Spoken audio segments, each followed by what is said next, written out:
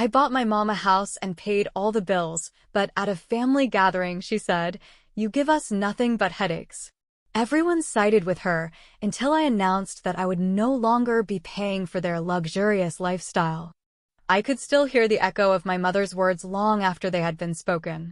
"You never give us anything but headaches." The dining room had fallen into a heavy silence, my family looking anywhere but at me. My uncle stirred his coffee, my aunt shifted in her seat, and my cousins suddenly found their phones fascinating. But no one, not a single one of them, spoke up for me. The sting of it burned deeper than I wanted to admit. I had bought this house for my mother. I had covered every bill: electricity, water, groceries, even the internet my younger cousins used to stream their favorite shows. I had made sure she never had to worry about money, never had to choose between a warm house and a full fridge. And yet, in front of the entire family, she had tossed me aside like I was nothing. I clenched my hands under the table, forcing my face to stay neutral. I wouldn't give them the satisfaction of seeing me break. "That's not fair, Mom," I finally said, my voice calm but firm. "I pay for everything. This house, the bills, the food. And you never let us forget it," she snapped, cutting me off. "You act like you're doing us a favor, but a real daughter wouldn't keep score." A real daughter. I swallowed the lump in my throat and let my gaze sweep across the room. My brother, Mark, sat back in his chair, arms crossed over his chest, his face unreadable. My sister-in-law avoided my eyes. My cousins kept quiet. No one was on my side. I took a deep breath. "Okay," I said. My mother frowned. "Okay, what?" "Okay," I repeated, standing up and pushing my chair back. "If my help is such a burden, then I won't burden you anymore." The room tensed. My mother's lips parted slightly, as if she'd expected me to argue, to grovel for some scrap of appreciation. But I was done begging for something I should have been given freely. "I'm done paying for this house. I'm done covering your bills. I'm done funding this entire family while being treated like an outsider." My uncle coughed awkwardly. My aunt's eyes widened. Mark finally sat forward. "Hold on." "No," I cut him off, shaking my head. "You all sat here and let her say that to me. You all let her pretend like I'm nothing but a nuisance. So fine, let's see how you do without me." I grabbed my purse and turned to leave. And then the panic set in. I walked out of that dining room with my head held high, but the moment I stepped outside, my hands started shaking. My breath came quicker than I wanted, my heart pounding against my ribs. I had done it. For the first time in years, I had set a boundary. And yet, instead of feeling free, all I felt was hollow. I got into my car, gripping the steering wheel so tightly my knuckles turned white. I knew what was coming next. My mother would twist my words, the family would rally around her, and soon enough, I'd be painted as the selfish, ungrateful daughter who abandoned them. But this time, I wouldn't let them pull me back in. My phone buzzed. "Mom, come back inside. You're overreacting." Then another. "Mark, what are you doing? You can't just walk out like that." I turned my phone off and drove away. For the next few days, the silence from my family was deafening. No calls. No texts. Nothing. It was eerie, like the calm before a storm. Then, on the third day, the messages started flooding in. "Mom, the electricity bill is due. I hope you're not actually serious about what you said." "Mark, Mom is crying. Do you really want to do this to her?" "Aunt Lisa, honey, families have disagreements, but cutting everyone off isn't the answer. Let's talk." I ignored them all. And then, as if on cue, the guilt-tripping turned into rage. "Mom, I can't believe you would do this to us. After everything I've done for you. Mark, you're so selfish. You think money makes you better than us?" Selfish. That word again. The same one they used every time I didn't bend over backward for them. I let out a humorless laugh, tossing my phone onto my bed. And then came the knock at my door. I knew who it was before I even opened it. Mark stood on my porch, arms crossed, his face twisted in irritation. "You've made your point," he said.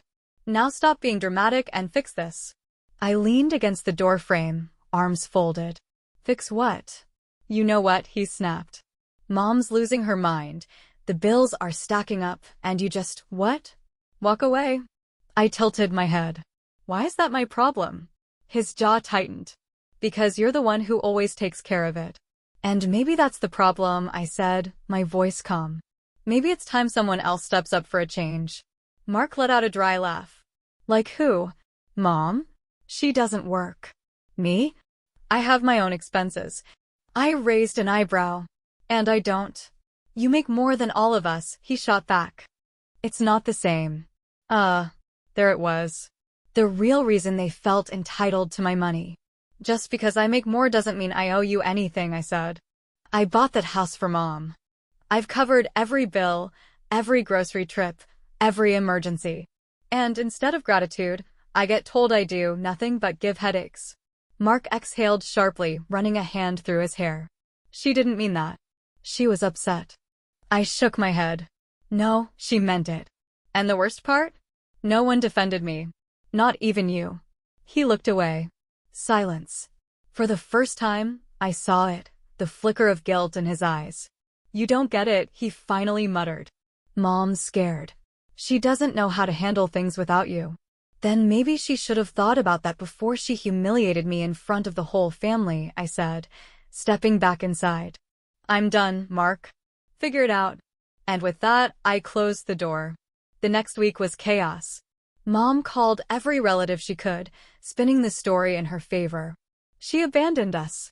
She's punishing me just because I asked for respect. She's selfish, greedy, only cares about money.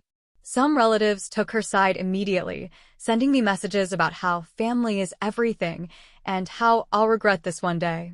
But others started seeing the cracks. Aunt Lisa, sweetheart, I didn't know you were paying for everything. That's not fair to you. Cousin Rachel, wait, hold up. You bought the house? And she still treats you like that? Mom didn't expect people to ask questions. And when they did, her perfect little victim act started falling apart. By the end of the month, she called me herself. Not to apologize, but to beg. Please, just cover the bills for one more month. We're struggling. I closed my eyes, took a deep breath, and gave her the same answer I'd given Mark. Figure it out. And for the first time in my life, I felt free. Days passed, then weeks. I expected my mother to come around eventually, to apologize, to admit she had been wrong, to at least acknowledge what I had done for her all these years. But she didn't. Instead, she doubled down. I started hearing things through the family grapevine. How I had turned my back on my own mother. How I had forced her into financial ruin. How I was so full of myself that I thought money could replace love and family. And my personal favorite, how she raised a selfish, ungrateful daughter who abandoned the woman who gave her life. It was laughable, really. I had done everything for her. Bought her a house, paid her bills, made sure she never had to worry about a single thing. And the moment I stopped, I was suddenly the villain of the story. But the problem with lies? They fall apart when the truth comes out. And the truth was about to hit her harder than she ever expected. It started with small cracks in the illusion. My Aunt Lisa, who had been one of my mother's biggest defenders, called me late one evening. Sweetheart, I went to visit your mom today. Oh! She didn't look like she was struggling to me. I frowned. What do you mean? I mean, she just got a brand new dining set. And she was showing off a new gold bracelet your brother bought her. My stomach twisted. She told everyone she couldn't afford food. That the electricity was about to be shut off. Aunt Lisa sighed. Well, if that's the case, she sure isn't acting like it. It wasn't just her. Other family members started noticing things too. How Mark still had money to go on weekend trips. How my mother had a habit of playing the victim one moment and then posting pictures of herself at fancy brunches with her friends the next. And finally, the real bombshell came when my cousin Rachel called me. Hey, do you know how much your mom is charging Mark for rent? What? I heard from his wife that he's only giving her $100 a month. I nearly dropped my phone. $100? I had been paying everything for that house, covering thousands of dollars a month, and the moment I left, Mark, who had a full-time job, was giving her $100. That was it. I had spent my whole life being the family's personal bank, taking on their burdens, sacrificing my own comfort so they could live easily. And now, the moment I walked away, they weren't suffering, they were choosing to act like they were because they expected me to come crawling back. I was done. That Sunday, I went back to the house for the first time in weeks. The moment I walked in, my mother's face twisted into an expression I knew too well, displeasure mixed with triumph. She thought I was here to apologize. Mark leaned against the kitchen counter, arms crossed. Smug. I almost laughed. I took a slow breath and set my purse down. I want to make something clear, I said, my voice calm but firm. I am never paying for anything in this house again. My mother scoffed. Oh, please, we all know you'll come crawling back. You need us. Mark smirked. Yeah, you're not gonna let Mom suffer, we all know that. I tilted my head, giving him a long, measured look. How much rent are you paying, Mark? The smirk vanished. What? You heard me. He looked at Mom, then back at me. That's none of your business. Oh, but it is my business, I said, stepping closer. You see, I've been hearing some interesting things lately. Like how you've been giving Mom a whole $100 a month. My mother stiffened. Who told you that? Does it matter? I said, folding my arms. You've been telling the whole family that you're suffering. That you're on the verge of financial ruin. That I abandoned you. Meanwhile, Mark is giving you pocket change while you're out buying gold bracelets. Mark's face was turning red. That's what? I cut him off. Fair? Reasonable? Because if that's the case, then my money should have been more than enough to last you for years. My mother's mouth opened, then closed. Silence. I let it stretch for a long moment before I spoke again. I'm not coming back, Mom, I said quietly. Not to this. Not to being used. Not to being disrespected after everything I've done for this family. I was your daughter, not your retirement plan. And if you can't see that, then that's not my problem anymore. For the first time, I saw something in her expression that I hadn't seen before. Not just shock. Not just anger. Fear. Because she knew, really knew, that I wasn't bluffing this time. And she had no backup plan. I picked up my purse and headed for the door. Mark finally snapped out of his silence. You're just gonna leave us like this? I turned back, meeting his eyes. You left me a long time ago, I said simply. Then I walked out, leaving them to clean up their own mess. And this time? I didn't look back. The silence was deafening. For years, my phone had been flooded with messages from my family, requests for money, guilt-tripping, complaints about how I never did enough. But after that night, it was as if I had been erased from their world. No desperate texts from my mother. No angry rants from Mark. Nothing. And for the first time in my life, I felt free. I thought I would feel guilty. That maybe I would wake up in the middle of the night wondering if I had made a mistake. But instead, every morning I felt lighter, as if I had finally stepped out of a cage I didn't even know I was locked in. I went out with friends without calculating how much I had left after covering my mother's bills. I bought myself new clothes without hearing my mom's voice in my head telling me that wasting money on myself was selfish. I even booked a trip, something I had never allowed myself to do because every spare cent had gone to keeping my family comfortable. And yet, despite my silence, I knew they were struggling. My cousin Rachel kept me updated, though I never asked her to. Mark is losing it. Your mom told him he has to pay the full rent now, and he's furious. I smirked. Oh, you mean like a normal adult? Exactly. He's been trying to guilt-trip the rest of the family into helping, but no one's falling for it. Good. And my mother? She was still trying to save face, but cracks were showing. She stopped going out as much. She's been telling everyone that you abandoned her, but even Aunt Lisa is starting to question her story. People are realizing she had it good with you and threw it away. That should have made me feel vindicated. But it didn't. Because deep down, I knew that no matter how bad things got for them, my mother would never admit she was wrong. She would rather struggle. She would rather lose everything than admit that she had pushed away the one person who had done everything for her.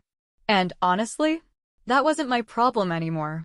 The phone call that changed everything. 3 months passed before I finally heard from her again. It was late. I had just gotten home from dinner with friends, something I had been doing more of lately. It felt good to have a life outside of my family's constant demands. My phone buzzed. Mom. I stared at the screen, my heart beating a little faster. I could ignore it. I should ignore it. But against my better judgment, I answered. Hello? There was silence on the other end for a long moment. Then, a heavy sigh. You really meant it, didn't you? I swallowed. Yes, Mom. I did. Another silence. Then, a bitter laugh. I didn't think you had it in you. Well, I did. So that's it? You just… What? Pretend we don't exist. I sighed, rubbing my temple. I don't pretend anything, Mom. You made it clear how you saw me. I was just the one paying the bills. And the second I stopped, you threw me away. I didn't. You did. Silence. Then, finally, she spoke. I'm struggling. I closed my eyes. I know. You could fix this. Just help out a little. Just for a few months until we figure things out. No. Her voice hardened. You're really going to let your own mother suffer? And there it was. The guilt. The same weapon she had used my entire life. But this time, it didn't work. Mom, I said quietly, I already gave you everything I could. And it was never enough. It was never going to be enough. If I gave you money now, what would change? In 6 months, you'd be right back where you are now, asking for more. It's different this time. No, it's not, I said, cutting her off. And deep down, you know that. She was silent. You never planned for a future without me paying for everything, I continued. And now you're realizing that was a mistake. But it's not my mistake to fix. Her breath hitched slightly, and for a second, I thought she was going to cry. But when she spoke again, her voice was cold. Fine. If you want to be heartless, then don't expect to be welcomed back when you finally come to your senses. I let out a slow breath. I won't. And then, for the first time in my life, I hung up on her. The realization. I stared at my phone for a long time after that call. I had expected to feel guilty. To feel that old familiar ache in my chest, the one that had kept me tied to my family for so long. But all I felt was peace. Because this time, I hadn't let her manipulate me. This time, I had chosen me. And maybe, just maybe, that was the greatest victory of all. Weeks passed, then months. I kept waiting for the guilt to creep in, for the crushing loneliness that my mother had promised I would feel. But it never came. Instead, I felt something I hadn't felt in years. Relief. For the first time in my life, I wasn't waking up with a tight knot of anxiety in my chest, wondering what financial crisis my family was going to throw at me next. I wasn't checking my bank account every day, calculating how much I could spare before they came asking for more. I was free. And I wasn't just surviving, I was living.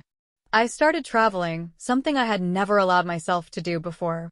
I went to Italy, sat at a small cafe in Rome, and let the sun warm my skin. I took a weekend trip to the mountains, hiked through trails I never thought I'd have the time or money for. I decorated my apartment, turning it into a home that finally reflected me, not a life sacrificed for others. I went out with friends, laughed until my stomach hurt, and didn't have to justify spending money on myself. And the best part? I didn't have to explain myself to anyone.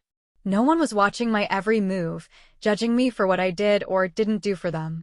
No one was keeping a mental tally of what I owed them. I was done being my family's human bank account. And it was the best decision I had ever made. The unexpected apology. One evening, as I was sitting on my balcony sipping a glass of wine, my phone buzzed. I glanced at the screen. Mark. I almost didn't answer. Almost. Curiosity got the better of me, and I swiped to accept the call. Hey, he said, his voice quieter than I'd ever heard it. Hey. There was a long pause. Then, finally, I screwed up. I blinked. Come again? He let out a heavy sigh. I should have had your back. That night, at the family dinner, when Mom humiliated you. I didn't say anything, letting him talk.